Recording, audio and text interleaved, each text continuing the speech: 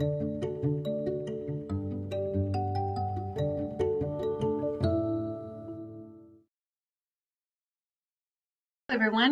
Thank you for joining us in this session of Spokane Public Schools Keep Learning series for literacy. Today's lesson is for all our fifth graders out there, and any child who's interested is welcome to join us. My name is Mrs. Rich, and I'm a fifth grade teacher at Woodridge Elementary in Spokane Schools. I will be your teacher for this lesson. I'm so glad you are participating with me today. This is our second lesson in this series. If you didn't see our previous lesson, you can find it on the KSPS website. You can still tune in to today's lesson if you haven't seen any of our others. Today, we'll be learning how to compare events in a story, and of course, using text evidence to support our thinking. For today's lesson, you'll just need pencil and paper. I'll give you a moment to gather your supplies. All right, let's get started. So today's lesson is called, How Do We Compare? So we're looking at comparing multiple events today. So there's lots of different things that we can compare. We can compare how characters are feeling, reactions to events, the impact of settings on the story, characters' perspectives, and mood of the story. So here's a map of our journey today. We're going to reread our text, Rachel's Journal. We'll look for various moods created throughout the text. We'll work together on a question, and then of course at the end you'll have an opportunity to try it out on your own. So before we get started, we're going to look at mood today. What is the mood of the story? And mood is the atmosphere the author creates through word choice, setting, plot, and imagery. So the mood is the way you feel, the heart of it. Sometimes it's frightening or frustrating. Other times it might be suspenseful or hopeful or joyful. So that's what we're focusing on today, the mood as different events occur. Of course, before we get started, we want to look at our focus. So we're going to be comparing the mood of the night of the river crossing to the mood of Rachel's interactions with the Indian and life on the wagon train. So the title of our story again is called Rachel's Journal. It has been 2 months since Rachel's family left Illinois in a wagon train bound for good farmland in California. During the long ride, Rachel spends time with their brothers Ben and Will, as well as Frank and Prudence, children from other families in the wagon train. She writes about their adventures in her journal. May 10th, 1850. Pa says we are taking the Oregon Trail until it splits and we veer south for California. Now we are following the Platte River. The sight of the broad river and the bluffs is restful, but the dust kicked up by all the stock is not, especially when our wagons are in the rear. Then it's so thick I can barely see past our own teams. But I found a way to escape the heat and dirt of the main road. All along the trail there are narrow cut-off paths. Pa says they were made and used by Indians and hunters. These cut-offs run diagonally to the road and are often by shady creeks, so they are pleasant to walk along. Since they always lead back to the trail, there is no need to fret about getting lost. The boys have to drive the stock, so they have no choice but to eat dust. But I take the younger children with me, and we have great fun picking berries and wildflowers and wading in the creeks. And you can see by how she started off how everything seems fantastic and she loves being in charge. May 16th. Today I had my first adventure. We had been walking on the cutoff for 2 to 3 hours, traveling upstream into a deep canyon. The trail was not only out of sight, but out of earshot as well. I liked feeling alone, but Emma fretted that we were lost and the twins were tired, whining that a jouncing wagon ride would be better than tramping on. I tried to cheer everyone by singing Turkey in the Straw when we heard a rustling in the bushes. Something much larger than a turkey. Indians! Frank pulled out his little knife all fierceness, but I hushed him and went to look for myself. All quaking inside, I admit, but I could not let them see that. And what should I see when I parted the bushes with trembling hand? The moist snout of a very content ox, chomping on leaves. Somebody must have lost him. If it had been an Indian, Frank declared, he would have protected us. I hope we have no such need. This was just the beginning of our adventure. When the cutoff reached the trail, there was no sign of our train, either ahead or behind. There was nothing for it but to continue on the cutoff in the hopes of coming out ahead of our wagon soon. On and on we walked. Frank and Emma never complained, nor did little Caroline, but those twins whined more than mosquitoes. Still we found no wagons. The sun set, the buffalo wolves started in to howl, and it was too dark to see the trail before us. I would have sat down in the darkness and cried, but I had to take care of the others. Then I recalled what Ben had said about looking for a high point if you get lost, so I urged everyone up a hill before us. It was not very high, but we were rewarded with the sight of 3 campfires. Since our train is not large, we headed for the smallest one, going straight across country. We barged through brambles and sloshed through creeks, but we always kept that light in view, like the beacon of a lighthouse. At last I was greeted with the welcome sight of Prudence, Nibble, and Bacon. I could not help but embrace her, but she did not appreciate my smudged arms and dress. In fact, she was so startled by our abrupt appearance, she screamed as if we were ghosts or Indians. Mrs. Arabella Sunshine, Mrs. Elias, and Mother were first joyous, then mad. In between hugging me and scrubbing my face, Mother scolded. Now I cannot take the cutoffs after the noon break. That means swallowing dust in the hottest part of the day. Well, at least we still have mornings. May 23rd. Now we are not permitted ever to walk along the cutoffs. Not that we got lost today. Something much more exciting happened. Once again, we were out of sight of the train, singing as we strolled, when an Indian brave came riding straight at us. I was so amazed to see a true Indian, I forgot to be frightened.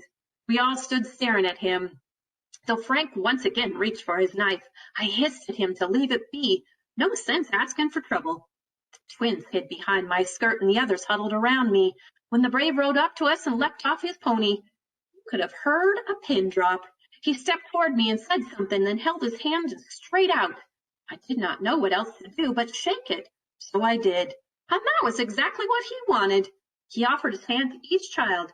Even Frank shook it, grinning so broadly his mouth looked like he had swallowed an ear of corn whole.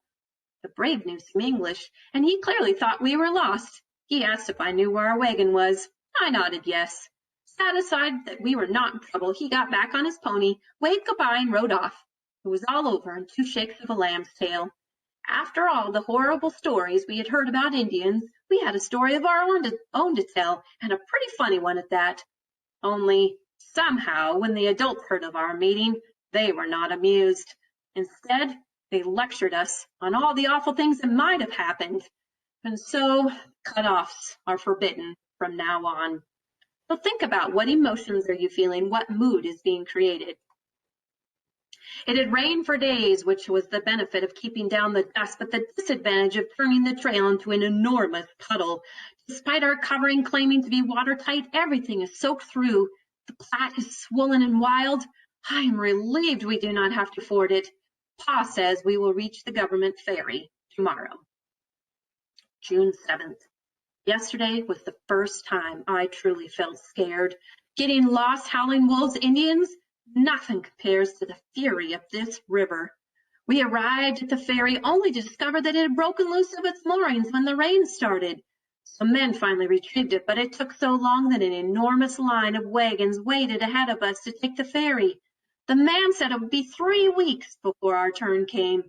Mr. Elias warned that we were already behind schedule, and such a long delay would surely mean crossing the Sierra Nevada mountains in the snow. No one wants to suffer the fate of the Donner Party, frozen and starving in the mountains. Mr. Elias determined that we should take the wagons off their wheel beds and raft them over the river. The current was swift and the banks like quicksand, but there was no other way. Both Sunshine families balked at the danger and refused to go first. Mr. Elias offered to cross, but he has young children, so Pa suggested we go. Mother's face was drawn tight, but she nodded. Ben and Will stayed behind to drive the stock over, so Pa, Mother, and I each took a pole to make our way across. The waves were high, and it was hard to keep from tipping. Twice I almost fell in. The second time I lost my pole and clung to the wagon hoops. Not much help to anyone after that. Somehow we landed. My knuckles were white from holding so tightly to the hoops, but Mother's face was even paler. Oh, what a relief to be on land again. The others followed with no mishap, and Frank declared that he was not scared, not a bit. I do not credit that. Only the stock still had to be driven over. Ben and Will, along with Samuel, John, Daniel, and Jesse, rounded up 115 head of cattle and drove them to the river, but they refused to go in. They had no idea of the dangers of the Sierra, but they could plainly see the dangers of the Platte. 3 times the boys gathered the cattle together, only to have them split and stampede at the water's edge. It was getting dark, and it looked like we would have to camp on opposite shores when Will decided he had stood enough. He would make those cattle cross. He rode next to Bo, the lead herd ox, and just as the stubborn animal reached the banks, Will leapt from his horse onto Bo's back, clung to his horns, kicking and screaming, drove that ox into the river, and it worked. Bo started swimming across, all the stock follows. Safe on the other side, Will jumped off Bo and looked back to see his own horse foundering in the water. His foreleg had gotten tangled up in the loose reins. Will rushed into the water to free his horse just as a clap of thunder split the sky open. Lightning flashed with an eerie brightness, followed by pitch black and the deafening roll of thunder. In the dark, we could still not see Will, but his horse clambered safely onto shore. The next lightning flash, Pa cried out that Will had made it to a sandbar in the river. Whether he was dead or alive, no one could say, and while the storm raged, no one dared swim out to rescue him. That was a miserable and awful night. It was total confusion, thunder booming, oxen bellowing, children crying, men shouting, as light as day 1 minute, as dark as a cave the next. Add to that the torment of not knowing how poor Will fared, and feeling utterly helpless to do anything for him. All we could do was huddle together, a pile of drenched human rags, as the men worked blindly to control the stock. At dawn, the storm quieted, and Pa rushed into the churning river and brought back Will's limp body. He was so pale and still, I thought sure he was dead. Pa started rubbing him down. When at last he opened his eyes, the whole company cheered. He was alive. I have never been so proud, nor so scared. June 15th. We took some days' rest to wash everything and dry it out, to put the wagons back together and repair them, to coddle Will and return him to his usual good health. We are fortunate no one drowned in that crossing. There are several new graves of men who died that way, and we heard that in a wagon train near ours, a woman was killed by lightning. Will has always claimed to live a charmed life, and now I believe him. June 20th. A different kind of storm passed by us today. A herd of buffalo. It was as if the river had leapt out of its bank and taken solid form to chase us down. A thick cloud of dust surged toward us. Then there was a tremendous noise, an earthly thunder.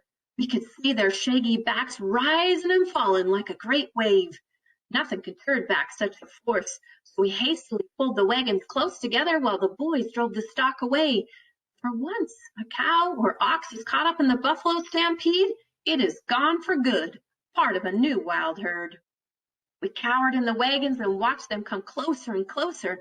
Mother tried to keep me back, but I wanted to see them as best I could. After all, if they plowed into us, I would not be any safer in the middle of the wagon than in the front.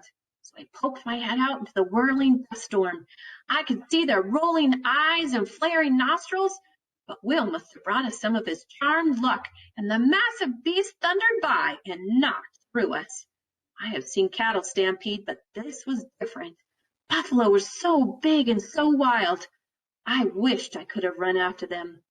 So I love this explanation because she goes from a frightening part to, putting that river on land with the buffalo, but look how excited she is. There's something new she's never experienced before. So let's head over and start answering our question together. So again, our comprehension focus is compare the mood of the night of the river crossing to the mood of Rachel's interactions with the Indian and life on the wagon train. So here's what I came up for the river crossing. I truly felt scared. Current was swift, banks like quicksand. My knuckles were white. Mother's face was pale. Children were crying. Oxen were bellowing. Now let's compare this to the interactions of the Native American and the wagon train. I had great fun picking berries and wildflowers. I tried to cheer everyone by singing. The Indian brave put his hand out and I shook it. We had a story of our own, a pretty funny one. You can just see from the quotes we picked out how different those events were. So then you have to think about, well, how do I take all that information and create an answer out of it? So the mood at the river was one of fear and anxiety. It was a treacherous crossing. However, earlier in the story, Rachel was joyful and delighted in her adventures and interaction with the Indian brave. So that's our work together. Now I'm going to show you what you're going to work on today. So here's your time to try it out, your independent activity. So you are going to compare the Indians' behavior at the cutoff with the perception of Indians the adults on the wagon train have. So think about how Rachel talked about how excited she was, and then what happened when she explained the events to the adults after they had interacted with the Indian brave. Thanks for joining me again today. I look forward to seeing you next time.